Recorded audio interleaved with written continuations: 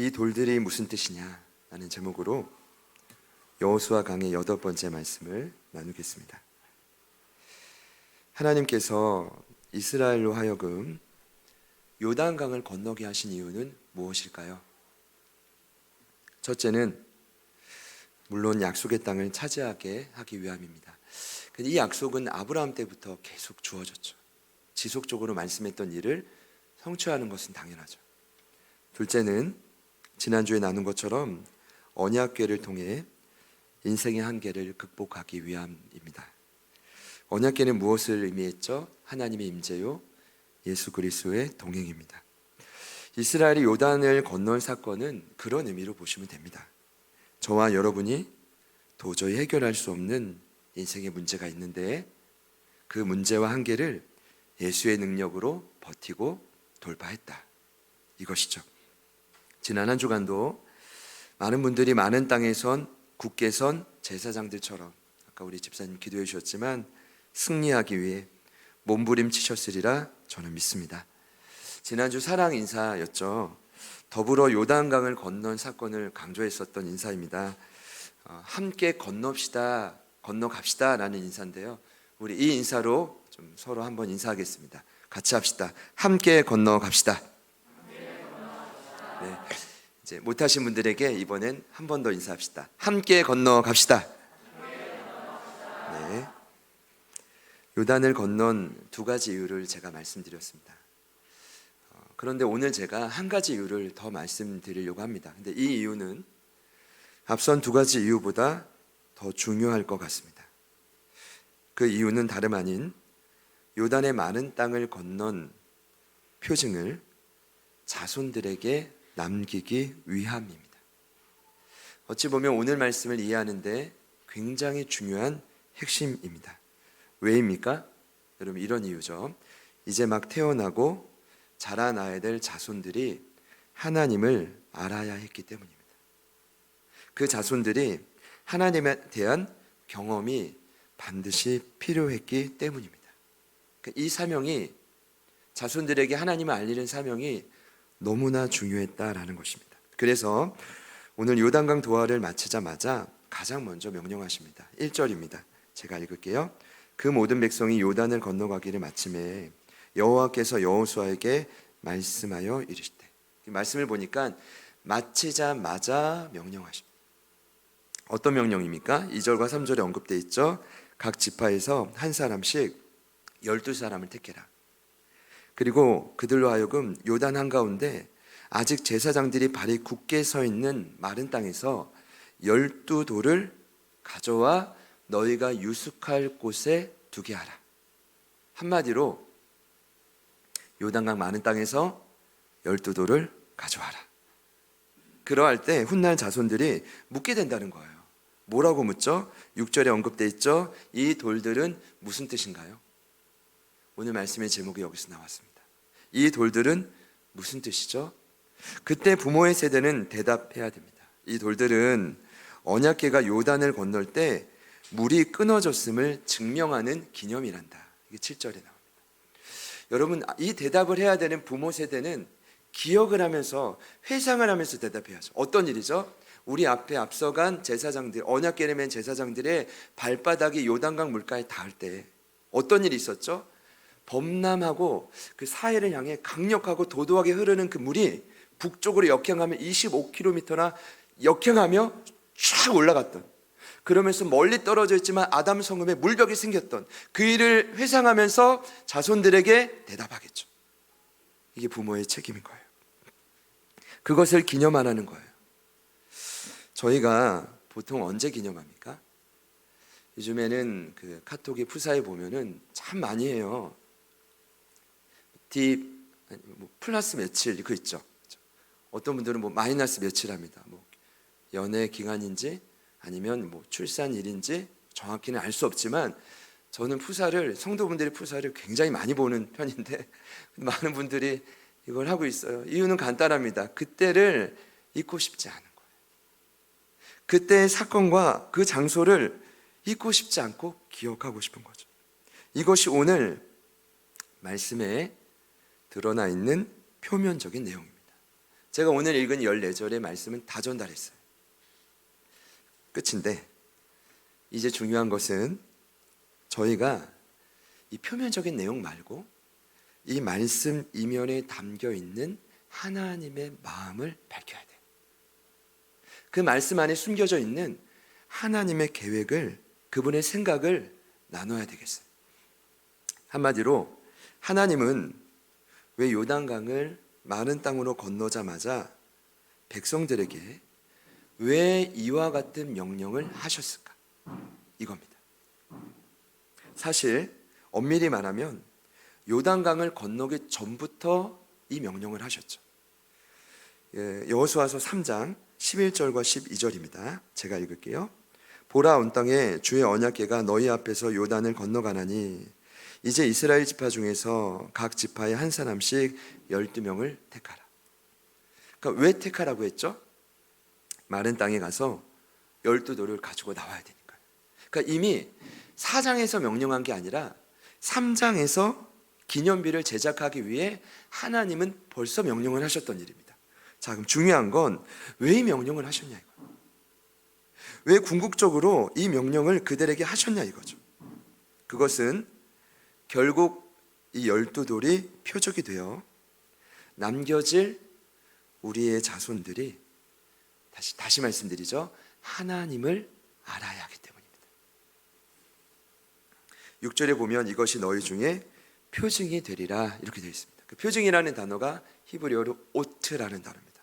저희가 많이 나눴던 단어인데 표적과 같은 뜻입니다. 여러분, 성경의 표적은 단순한 기적이 아닙니다. 그 기적 안에 무엇이 있습니까? 하나님의 계획이 담겨져 있습니다.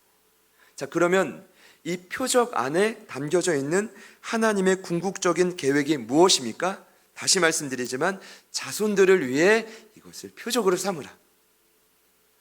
그 자녀들이 이런 거죠. 비록 요단강을 우리와 함께 건너진 않았지만 어떤 계획을 갖고 있는 겁니까? 그 12돌을 통해 어떤 하나님의 마음이 있는 거죠? 첫 번째는 제 생각은 그래요. 이 돌들을 훗날 보며 하나님이 살아계시구나 인정하는 거예요. 두 번째는 우리 하나님이 부모의 세대에 우리 부모님이 믿은 하나님이 온 천지의 주인이구나 라는 것을 이해하는 거죠.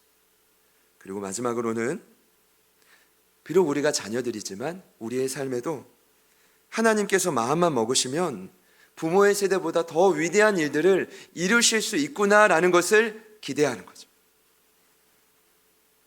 그래서 그들이 하나님이 이 세 가지, 세 가지는 성경에 안 나와 있지만 인정하고 이해하고 기대함을 통해 하나님이 지금 요단강을 건넌 세대 말고 자녀들에게 원하시는 건 제 생각은 그래요. 그래서 그들이 결국 하나님을 모르는 다른 세대가 아닌 다음 세대가 되기를 원하시는 거죠.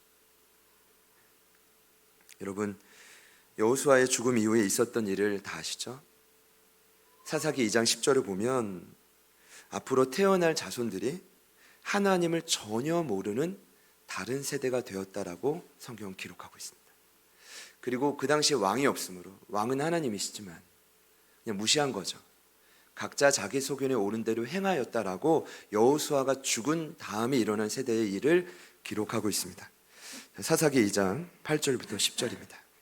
여호와의 종 눈의 아들 여호수아가 110세에 죽음에 우리가 그의 기업의 경내 에브라임 산지 가하스산 북쪽 딥난 헤레스에 장사하였고 그 세대의 사람도 다 그 조상들에게 돌아갔고 그 후에 일어난 다른 세대는 여호와를 알지 못하여 여호와께서 이스라엘을 위하여 행하신 일도 알지 못하였더라. 여기 보면 그 후에 일어난 다른 세대라고 기록되어 있습니다. 자, 저희가 기대하는 거룩한 다음 세대가 아니라 넥스트가 아니라 어나더이라고 표현되어 있습니다. 히브리 원뜻은 아헤르라는 단어인데 이게요 다른이라는 뜻도 있지만 이상하다라는 뜻이 있습니다. 여러분, 결론적으로 말씀드릴게요. 하나님을 만나지 못하면 이상한 세대가 만들어집니다. 흔히 말하는 하나님을 모르고 하나님이 행하신 일도 경험하지 못하면 회귀망측한 세대가 만들어진다고. 그런데 그 세대는 여러분 감당 못해요. 감당 못합니다. 감당 못할 뿐더러 그들은 돌이킬 수도 없는 그런 세대가 만들어진다는 것입니다. 여러분, 성경을 보면 핵심은 간단합니다. 하나님이 먼저 믿은 자녀들에게 원하시는 건 한 가지입니다. 하나님이 진정으로 원하시는 것은 부모보다 우리 자녀의 세대가 더 거룩해지는 것입니다. 나의 신앙보다 우리 후손의 신앙이 더 깊어지고 더욱 풍성해지는 것입니다. 하나님이 그토록 원하시는 일이 이 일입니다. 그리고 이것이 제자도의 근간입니다. 그리고 제자들 교회의 근간이라고 저는 믿습니다. 그래서 오늘 성경을 보시죠. 요단강을 건넌 후에 여리고 전쟁을 준비하는 것이 1순위여야 되는데, 아니, 전쟁을 준비 안 하고 우선적으로 무슨 일을 먼저 명령합니까? 12돌을 가져와서 너희들이 유숙할 길갈에 돌을 기념비로 세워라. 저는 처음에 이제 본문을 정하는 데 굉장히 고민을 많이 하거든요. 보통 9절까지 단락을 많이 나누는데 14절까지 읽었어요. 그것도 의미가 있다고 생각했어요. 왜냐하면 나중에 이야기 나오지만 오늘 12, 13절을 보면 이전에 모세와 했던 약속을, 다시 여호수아 했던 약속을 르우벤, 갓, 므낫세 반지파가 지켜요. 이것도 굉장히 멋진 일입니다. 한 번 했던 약속을 지키는 것도 신앙인으로 굉장히 중요한 일이거든요. 그들 중에 4만 명이 무장해서 여리고 평지에 딱 서요. 이것도 중요한 일이에요. 근데 왜 이것을 성경 강해자들은 왜 문단을 따로 나누지 않고 보통 14절까지 같이 보는데, 그 이유를 저는 이번에 처음 알았어요. 전쟁도 중요한데 그 일과 함께 기록한 이유는 그 일보다 12돌을 세우는 일이 우선적이다라는 것을 강조하고 싶은 거죠. 사랑하는 여러분, 여리고 전쟁보다 다음 세대를 준비하는 전쟁이 더 우선입니다. 왜냐하면 다음 세대가 준비되지 않으면 이스라엘은 그대로 끝장이기 때문입니다. 출애굽기 19장 6절이요. 거룩한 제사장 나라요, 저희 죽으면 끝나는 거예요. 여러분 이해되십니까? 거룩한 제사장 나라요, 그렇게 삼겠다는 하나님의 아주 야심찬 죄송합니다. 하나님의 그 비전은 물 건너가는 거죠. 다음 세대 끊어지면. 그런데 제가 오늘 말씀드리고 싶은 핵심은 이 사역이 결코 만만치 않다는 것입니다. 여러분, 최근에 여러분의 자녀들이 여러분에게 와서 이 돌들이 무슨 뜻입니까? 여쭤봤던 적이 있습니까? 물었던 적이 있나요? 보세요. 그렇게 와서 질문을 던지는 것도 쉽지 않고요. 이제 자녀를 양육하시는 부모의 세대는 다 아실 텐데, 그 질문이 있을 때 귀찮아, 나중에 얘기해, 아니면 관심을 다른 데로 돌려서 끊어버리든지. 어제도 하원이가 뭔가를 질문했는데 제가 다른 대답을 해서, 아빠 내 질문은 그게 아닌데, 충분히 제가 지금 여러분이 하는 것처럼 성경을 가르쳐 줄 수도 있는데, 끊어버리는 거예요. 그러니까 질문이 오는 것도 쉽지 않고, 질문이 왔을 때 무언가 기대하는 마음으로 대답해 주는 것도 쉽지 않고, 저만의 문제는 아닐 거라고 생각합니다. 코로나19로 인해 굉장히 심각한 상황입니다. 얼마 전에 저희 유치부 최종현 선생님이 지방회에서 모범교사 시상을 받았습니다. 14개 교회 선생님들이 시상을 받았어요. 이 많은 곳 지방에 내 64개 교회 중에, 그러니까 말씀을 전하시는 임원 목사님 말씀하시더라고요. 코로나로 인해 기존에 운영이 되었던 수많은 교육부서 예배가 사라졌다는 거예요. 그냥 두세 달 잠깐 쉬면 괜찮을 줄 알았는데 장기화되면서 사라졌다는 거예요. 충격적이었습니다. 지금은 청장년만 문제가 아니라 가장 큰 타격이 교육부서였다는 거예요. 저희가 흔히 말하는 밀레니얼 세대, 조금 세대가 다르긴 해요. 지금 어린 세대와 밀레니얼 세대는 사전적으로 1980년대와 2000년대 사이에 태생한 자녀들을 의미합니다. 근데 그들은 IT에도 능통하고 세계 물정에도 굉장히 박죠. 그러나 그들의 특징이 있어요. 그게 바로 뭐냐 하면, 더 이상 그 세대는 교회에 관심이 없다라는 거예요. 마틴 마티 박사님은 현대의 세속화를 크게 세 갈래로 말합니다. 근데 그중 두 번째가 단순한 세속성입니다. 이게 뭐냐 하면 이런 거예요. 이 형태에 속한 자들은 이 세상과 일상생활에 정신이 팔린 나머지 하나님과 교회를 더 이상 공격하지 않습니다. 그들은 오히려 하나님과 교회를 무시합니다. 종교는 그냥 껍데기로만 생각해. 힘이 없는 껍데기. 근데 이것이 유럽 중에도 영국 교회의 특성입니다. 완전히 죽었습니다. 그리고 이것이 지금 한국 교회의 특성이고 앞으로 그렇게 될 것이라고 수많은 전문가들이 예견하고 있습니다. 지난 금요일에 이제 한 달에 한 번씩 목회 데이터에서 통계 연구 자료가 저에게 와요. 2030 세대에게 물었습니다. 삶의 목적이 뭡니까? 72%가 이렇게 대답했대요. 내 인생의 목표는 물질적으로 풍족해지는 것입니다. 오직 하나, 잘 사는 거예요. 뭐 때문에요? 돈을 많이 벌어서. 과거의 트렌드는 그랬습니다. 청년 세대가 난 금수저가 아니니까 이생망이야. 같이 한번 따라해 보시죠. 이생망이야. 이게 무슨 줄임말일까요? 이번 생에는 망했다. 그러나 별로 놀라시지 않네요. 다 이생망입니까? 그런데 최근에 이 젊은 세대들은 더 이상 그렇게 말하지 않습니다. 어떻게든 악착같이 돈을 벌기 위해 요즘 세대만큼 노력하는 청년 세대가 없어요. 창업을 하고 열심히 돈을 벌려고 무지무지하게 노력을 합니다. 특별히 어디에 투자를 하느냐? 주식. 왜냐? 주식 투자는 날 속이지 않기 때문에. 가장 공정한 경쟁의 장이라고 청년 세대는 인식하고 있다는 것입니다. 여러분, 뭘 말씀드리려고 하냐면 과연 이들에게 어떻게 하나님을 소개할 것인가? 과연 이들에게 어떻게 예수님을 전할 것인가? 엎친 데 덮친 격이지만 최근에 젊은 세대들이 교회에 대한 관심이 증폭했죠. 긍정적인 요인이 아니라 교회 포비아 현상입니다. 일명 포비아가 뭐죠? 공포심이죠. 코로나로 인해 교회에 관심이 증폭했는데 교회는 공포심을 조장하는 단체로 인식된 겁니다. 거기에 경악하는 겁니다. 교회, 목회자. 여러분, 제가 여기서 성스러운 말만 해야 됩니까? 여러분들 현장에서 다 느끼는 것 아닙니까? 과연 이들에게 어떻게 하나님을 소개할 것인가?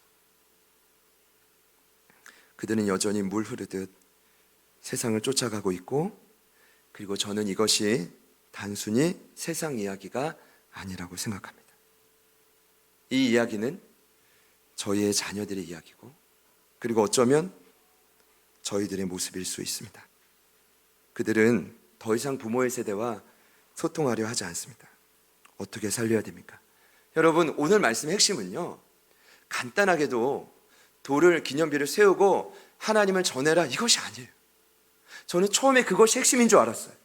근데 가슴이 답답한 거예요. 기도를 하고 말씀을 묵상하는데 이게 아닌데, 근데 이걸 아는데 이게 안 되거든요. 이게 너무나 역부족이거든요. 우리의 삶이 너무나 분주하고 힘들어 지쳐서 그 대답이 오는 것도 힘들고, 질문이 오는 것도 힘들고, 질문도 안 하지만 그 질문을 받고 대답하는 것도 쉽지 않거든요. 핵심은 어디에 있습니까? 12돌비를 세워서 하나님을 전하라가 아니라 오늘 말씀을 자세히 보면 방법이 있습니다. 어떻게 하면 그 세대들에게 우리가 하나님을 전할 수 있을까? 그래서 오늘 말씀을 묵상하는데 저는요, 이번 주에 가장 감사하고 기뻤던 것이 이 사실을 깨달은 거예요. 그것은 다름 아닌 오늘의 12돌을 한 곳이 아니라 두 곳에 세운 거예요. 궁금해하신 분들이 있을 거예요. 오늘 말씀을 자세히 보면 그들이 유숙할 장소에 많은 땅의 12돌을 가져와 길갈이라는 곳에도 세웠지만, 그리고 마른 땅에도 세우래요. 제가 이게 이해가 안 되는 거예요. 아니, 어차피 요단강이 덮쳐서 제사장이 나오면 싹쓸이 될 그 12돌을 왜 세우냐 이거예요. 여러분, 제 말이 아니라 성경에 나와 있죠. 8절을 보면 먼저 12돌을 그들이 유숙할 장소인 길갈에 세우고, 오늘 길갈이라는 표현은 안 나오지만 길갈입니다. 그리고 길갈에 12돌을 세울 때 지명이 붙여진 거예요. 엄밀히 보면. 그리고 9절을 보면, 또 9절을 보니까 언약궤를 맨 제사장들의 발이 아직 서 있는 그곳에도 12돌을 또 세우래요. 두 곳입니다. 저는 여기에 다음 세대들을 살릴 수 있는 비결이 있다고 믿습니다. 일단은 이렇게 말씀드릴게요. 돌을 두 곳에 세운 이유는 이게 어디 자료에 안 나와요. 아무리 찾아봐도 이 부분에 대해서는 그냥 넘어가더라고요. 제게 주신 마음은 그래요. 둘을 두 곳에 세운 것은 오늘 우리들의 구원의 시작과 완성을 의미합니다. 여러분, 이런 의미예요. 우선 여기에 등장하는 12돌은 무엇을 의미합니까? 그냥 큰 멋진 돌입니까? 아니죠. 12지파. 그리고 계시록 강해, 저희가 감사하게도 계시록 강해를 해서 이해가 많이 되는데요, 계시록 21장 12절과 21절을 보면 새하늘과 새 땅의 주인공인 새 예루살렘을 말할 때, 새 예루살렘은 승리하는 교회죠. 그 승리하는 교회의 핵심이 뭐라고 나오냐면 12돌이라고. 그리고 나중에 그 12돌은 진주로 바뀌어지죠. 그럼 12돌은 누구를 의미합니까? 이미 구원받은 저와 여러분을 의미하죠. 그리고 앞으로 구원받게 될 하나님의 자녀들을 의미하죠. 그럼 그 12돌과 함께 중요한 것이 많은 땅의 언약궤. 여러분, 언약궤는 누구입니까? 예수 그리스도를 상징합니다. 언약궤 세 가지 성물을 덮고 있는 은혜의 뚜껑, 시은자가 누구를 의미했죠? 예수님입니다. 자, 그렇다면 길갈이 아닌 마른 땅의 법궤 아래도 왜 또 굳이 12돌을 세우느냐, 이런 의미일 겁니다. 저와 여러분이 요단강에서 세례를 받으신 예수님처럼 언약궤이신 예수님과 함께 그분 밑에서 함께 죽었다는 것입니다. 죄에 대해 죽었다는 것입니다. 그러나 그것이 끝이 아닙니다. 이것은 어떤 의미입니까? 하나님, 이제는 내 힘, 내 능력으로 결코 이 세상을 살아갈 수 없습니다. 그것으로부터 끝이 아니라 이제는 그 12돌을 마른 땅에도 세우고, 어디에도 세우죠? 거기서 나와 가나안 땅의 시작인 길갈에도 당당히 세웠다라는 것은 어떤 의미입니까? 이제 시작이라는 거예요. 우리가 요단강 한복판에서 예수와 함께 죽었지만 우리는 예수와 함께 다시 살아난다라는 거예요. 그렇게 새 생명을 누리게 된다라는 거죠. 사순절 지금 5째 주간을 보내고 있습니다. 저와 여러분이 어떻게든 이 예수님의 고난에 함께 동참하고, 때로는 내 것을 포기하고 누군가를 섬기고, 이거 다 중요합니다. 이것이 십자가죠. 이거 십자가 맞습니다. 드러내지 않고 절제하고 다 맞습니다. 그러나 여러분, 그것이 신앙의 최종 목적지가 아닙니다. 죽는 게 끝이 아니라고요. 십자가가 중요하지 않다는 건 아닙니다. 저희들만큼 십자가를 많이 외치고 강조하는 곳이 잘 없다고 저는 믿어요. 그러나 십자가는 신앙의 최종 목적이 아닙니다. 신앙의 최종 목적은 십자가의 죽음을 통해 부활의 생명을 누리는 것입니다. 많은 땅의 12돌은, 언약궤 밑에 있던 12돌은 죽음을 의미합니다.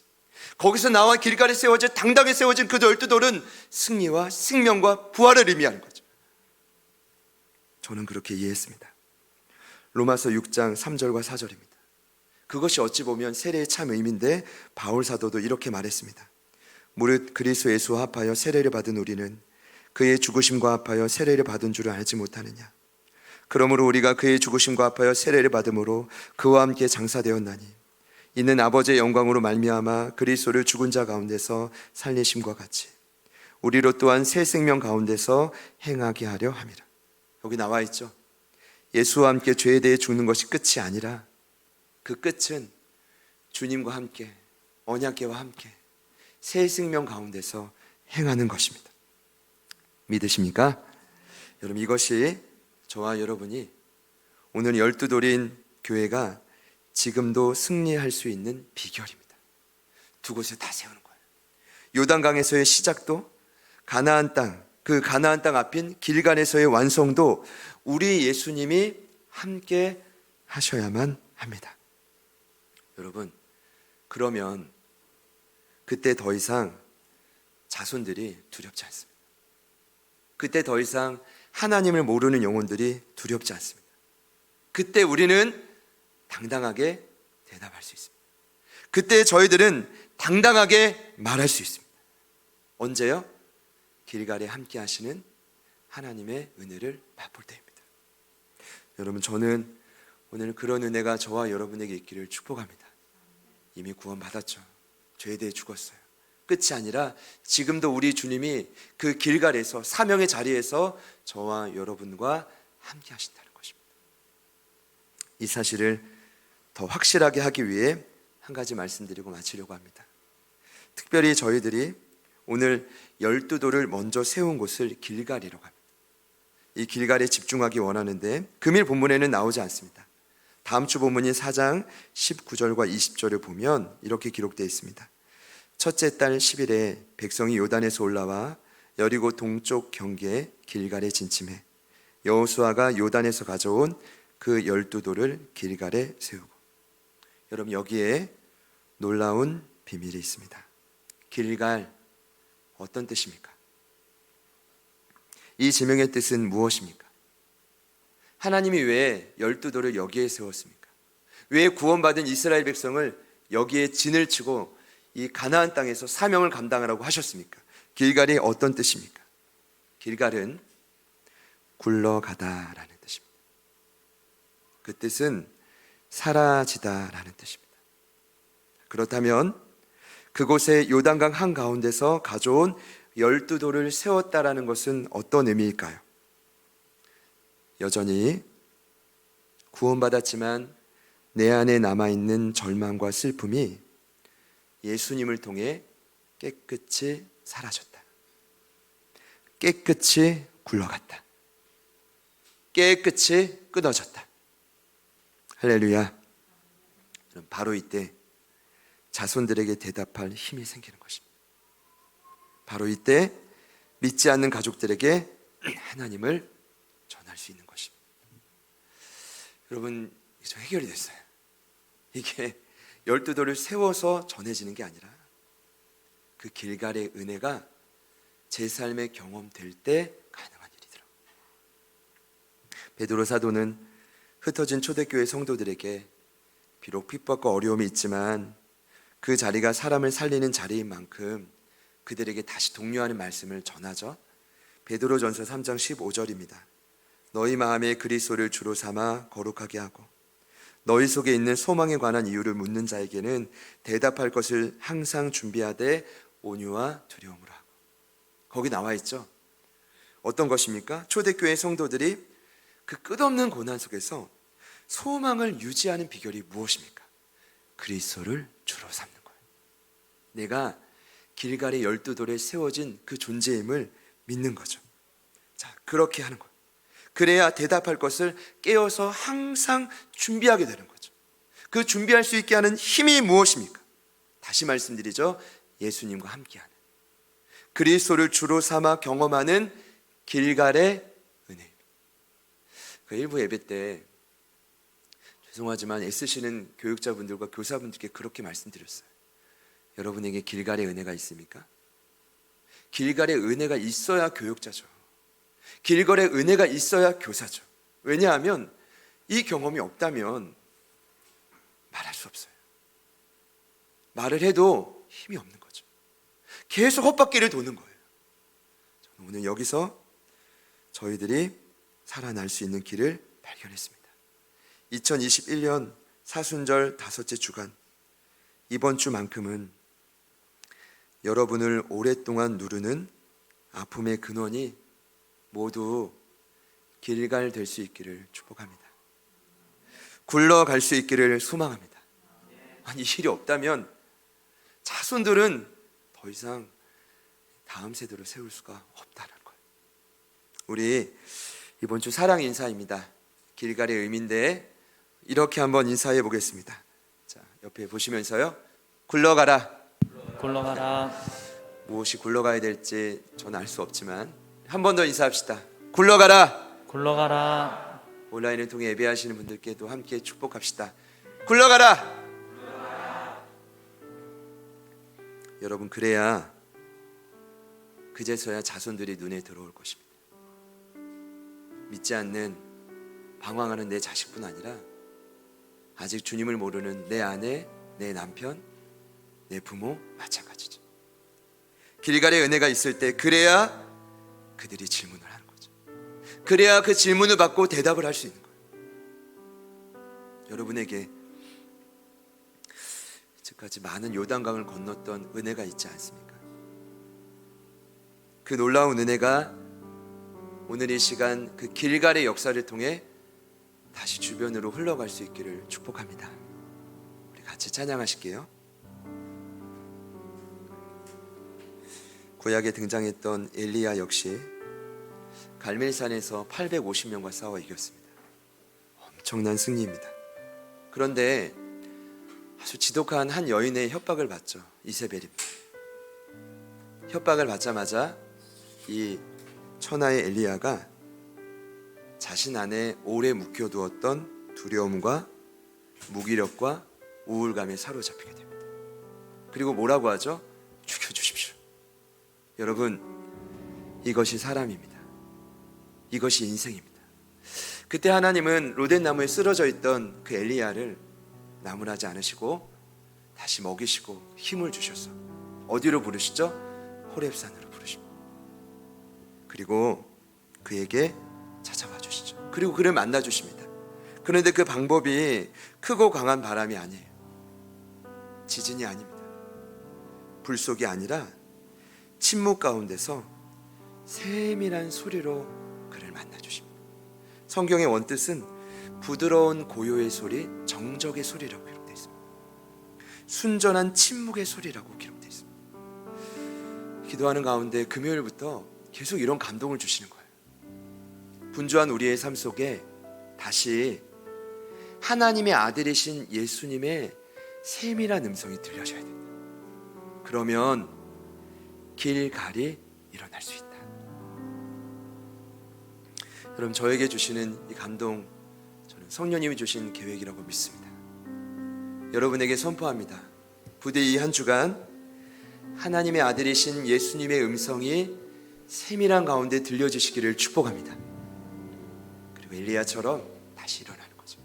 그럼 그때 어떤 자손들이 다가와도 불교를 믿어라, 이슬람을 믿어라, 이렇게 말하는 세상 사람들이 다가와도 하나님은 살아계십니다. 그리고 내 삶은 요단강을 건너게 하셨습니다. 그리고 지금도 나와 함께 계십니다. 사랑 안에서 담대히 외칠 수 있을 것입니다. 그 은혜가 이제 우리에게 있기를 축복합니다. 기대하는 마음으로 같이 한번 찬양하겠습니다.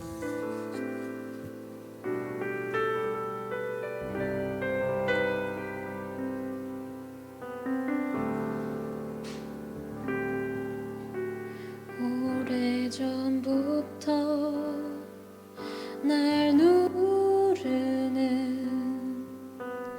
내 안에 깊은 절망, 아무 희망도 어떤 기대도 내겐 없는데 사람들의 외면과 날 거절하는 눈빛, 아픈 상처로 짙은 어둠으로 깊이 빠져만 가는데 어디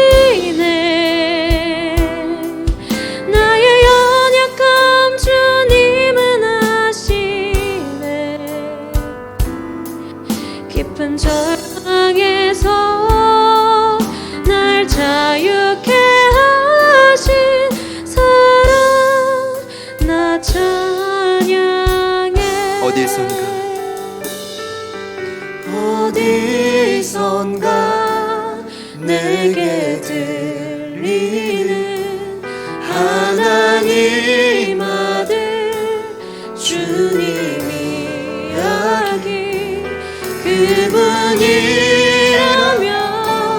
그의 옷자락이라도 내 마지막 소망이니 주님을 만났네 옷자락에서 전해지는 사랑 내게 임한 주님의 능력 날 누르는 아픔의 근원을 고치셨네 날 바라보시네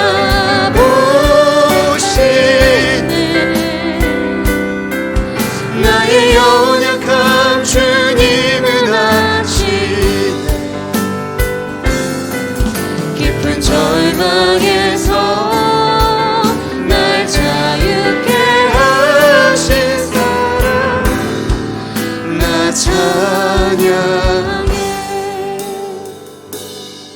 함께 기도하실 때 오늘 우리의 삶에 굴러가야 돼 오래된 아픔의 근원과 깊은 절망은 무엇입니까? 이 시간 간구하며 소망하실 때 우리와 함께 하시는 예수님 그 모든 절망을 굴러가게 하여 주십시오. 사라지게 하여 주십시오. 끊어지는 은혜가 있게 하여 주십시오. 우리 예수님을 간절히 의지하는 마음으로 우리 다 같이 주님 이름 한번 부르신 후에 우리 간절히 한번 기도하겠습니다. 주여 주님 주님 찾아와 주시고 하나님의 시간 찾아와 주시고 하나님 우리에게 말씀하시고 하나님 원하시는 그 모습 그대로 저희들을 회복시켜 주시기를 간구하며 기도하며 나아갑니다. 성령님 도와주시고 성령님 일하여 주시고 주님 우리를 건지시고 하나님 길가에 우리를 세우셨음을 믿습니다. 하나님 간절히 소망하고 주님의 그 세미한 음성이 오늘 우리에게 들려지게 하여 주십시오. 주님 앞에 간구합니다. 아버지 말씀하여 주십시오. 아버지 들려주십시오. 주님 간구하며 기도하며 나아갑니다. 주님 도와주십시오. 주님 도와주십시오. 하나님 그 자리에서 절망하고 쓰러지는 그 자리에서 다시 한번 저희들을 일으켜 주십시오. 길가의 은혜 하나님 우리의 삶에 드러나게 하여 주십시오. 하나님 그 은혜가 우리의 삶에 더 넘쳐나게 하여 주십시오. 하나님 오늘의 시간 경험되는 역사가 일어나게 하여 주십시오. 아버지 하나님 감사합니다. 아버지 하나님 감사하며 나가는 주님 도와주십시오. 주님 역사하여 주십시오. 하나님 도와주십시오. 하나님 그 은혜가 우리에게 있기를 소망합니다. 하나님 또 간절히 소망하며 나아갑니다. 하나님 아버지 앞에 하나님 나를 얻고 하나님이 그토록 원하시는 일이 무엇인지 하나님 다시금 깨닫게 하여 주십시오. 하나님의 일들을 준비해 갈 수 있는 저희들이 되게 하여 주십시오. 하나님 감사합니다. 아버지 하나님 감사합니다. 주님 도와주십시오. 주님 도와주십시오. 주님 도와주십시오. 하나님의 열두도를 하나님 우리에게 하신 것 감사합니다. 아버지 하나님 감사합니다. 아버지 하나님 감사합니다. 주님 도와주십시오. 주님 도와주십시오.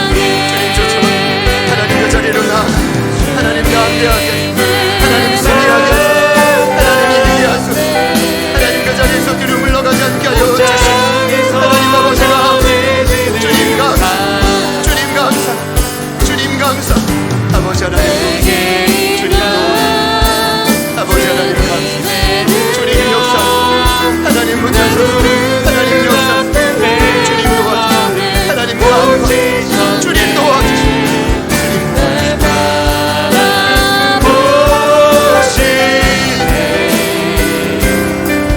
나의 연약함 주님은 아시네 깊은 절망에서 날 자유케 하신 사랑 나 찬양해. 하나님이 준비하시는 전쟁은 여리고 싸움이 아닙니다. 어차피 하나님이 허락하신 것은 때가 되면 그들의 것이 될 것입니다. 그러나 하나님이 정말 걱정하셨던 것은 우리의 자손들입니다. 이 시간 한 번 더 기도할 때 아직 내 자녀 중에, 내 부모 중에, 때론 내 아내와 남편 중에 주님을 모르고 방황하는 영혼들이 있습니까? 그들에게 다가가기가 두려웠습니까? 그러나 이 시간 주님이 이미 약속하셨습니다. 내가 예수를 통해 길갈의 은혜를 너에게 주고 그 은혜를 힘입어 너는 그 자손들에게, 주님을 모르고 방황하는 영혼들에게 기념비적인 역사를 이루게 될 것이다. 우리 한 번 더 간절히 기도할 때 그 자손이 누구든 이 시간 주님 앞에 올려드립시다. 그리고 주님이 계획하셨기에 반드시 하나님의 자녀로 거듭나게 하여 주시옵소서. 하나님 아버지의 품으로 돌아오게 하여 주시옵소서. 그 역사를 그들에게도 보여주시옵소서. 우리가 경험한 요단강의 은혜가 흘러가게 하여 주시옵소서. 우리 한 번 더 주님 이름 부르시고 간절히 기도합시다. 주여,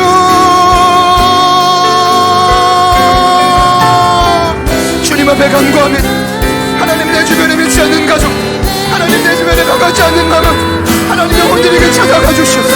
하나님의 도우심을 믿고 변화되게 하여 주시옵소서. 하나님, 이것이 내 힘과 능력으로 되지 않음을 고백하는 하나님, 내 사랑하는 백성들, 하나님 내 사랑하는 부모들, 하나님 내 사랑하는 영혼들을 주님께 맡겨드리면 나아갑니다. 주님 도와주십시오. 주님 역사하여 주십시오. 아버지 하나님 함께하여 주십시오. 하나님 은혜와 능력을 더하여 주십시오. 하나님 은혜를 통해 하나님 그 길갈의 은혜가 흘러가게 하여 주십시오. 하나님과 하나님 그들을 묵게 하여 주십시오. 하나님 그들에게 담대히 대답하게 하여 주십시오. 하나님 그들에게 다가가게 하여 주십시오. 그들의 문을 포기하지 않게 하여 주십시오. 오래된 넘쳐 아픔으로 하나님 오기했던 남담했던 그 자리에 다시 한번 저희들을 일으켜 주시옵소서. 다시 한번 저희들의 동의 길갈의 은혜가 흘러가게 하여 주십시오. 이 돌들이 무슨 뜻이니 내게 임한 주님의 능력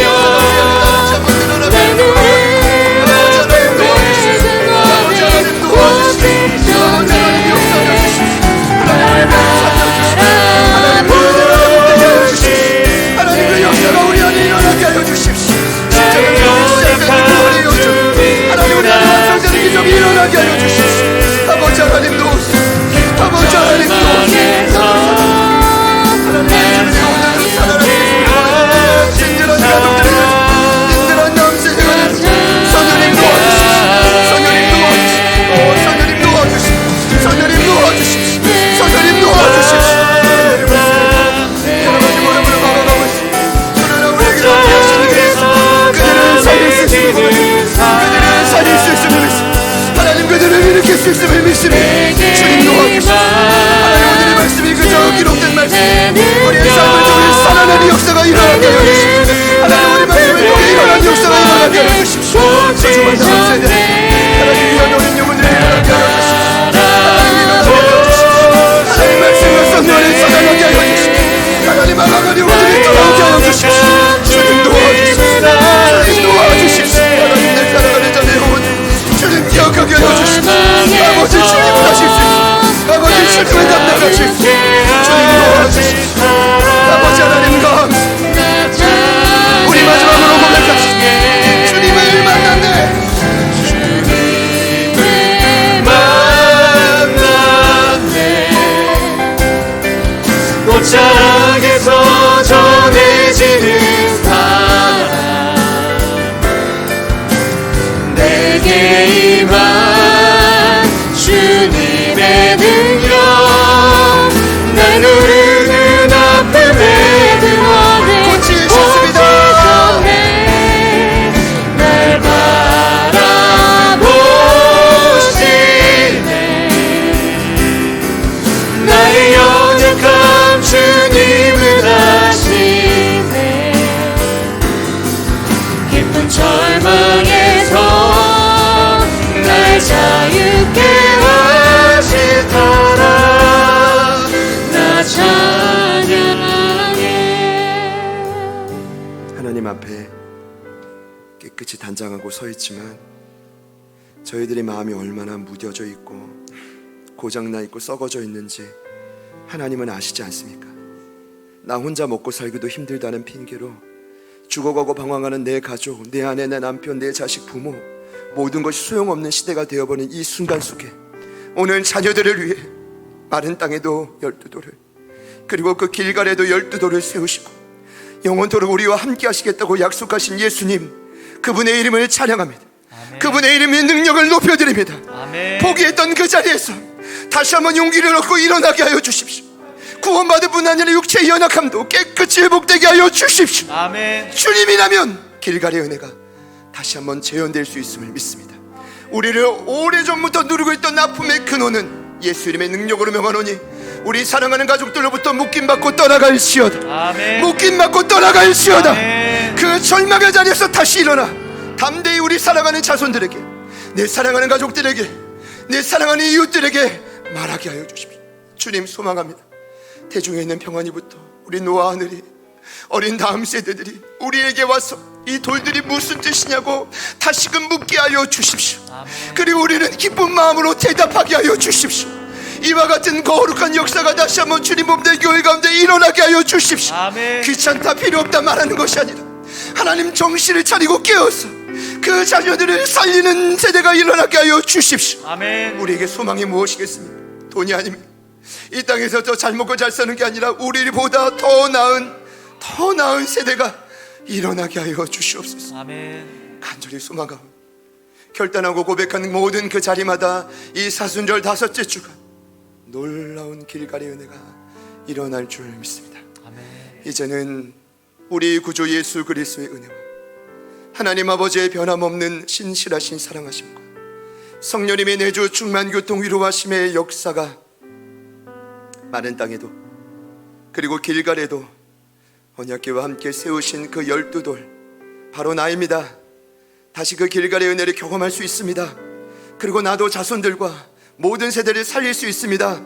마음속으로 다짐하고 고백하며 나아가는 오늘 이부 예배에 참여하신 모든 하나님의 일꾼들 머리 위에, 그리고 저희들을 통해 결국 살아나게 될 우리보다 더 나은 세대가 될 우리 다음 세대, 그리고 모든 어린 영혼들, 우리 주변에 방황하는 가족들, 그 모든 삶의 터전 위에 지금부터 영원토록 함께 하시기를 간절히 축원하옵나이다. 아멘.